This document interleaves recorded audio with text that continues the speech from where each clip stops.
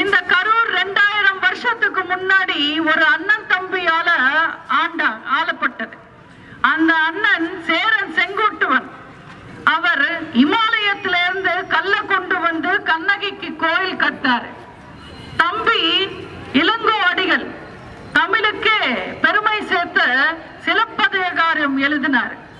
இன்னைக்கு இந்த கரூர்ல ஒரு அண்ணன் தம்பிங்க இருக்காங்க. நாங்க தான் ராஜான்னு நினைச்சுக்கிட்டு ஆள்றதா நினைக்கிறாங்க. அதுல அண்ணன் ஜெயில இருந்தாரு, தம்பி வெயில்ல இருக்காரு.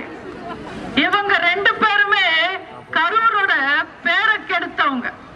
கரூர் அண்ணா நம்பிக்கை, கரூர் அண்ணா வாக்கு, கரூர் அண்ணா நேர்மை.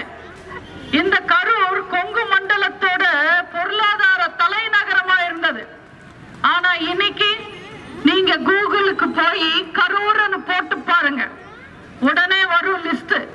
ஊழல் செந்தில் பாலாஜி, 10 ரூபாய் செந்தில் பாலாஜி, மணல் கொள்ள செந்தில் பாலாஜி, 5 கட்சி அமாவாசை செந்தில் பாலாஜி, ஹோட்டல் செந்தில் பாலாஜின்னு ஒரு பெரிய லிஸ்ட் வருது. கரூரோட பெருமைகள் எல்லாம் இன்னைக்கு கூகுள் சொல்றது இல்ல.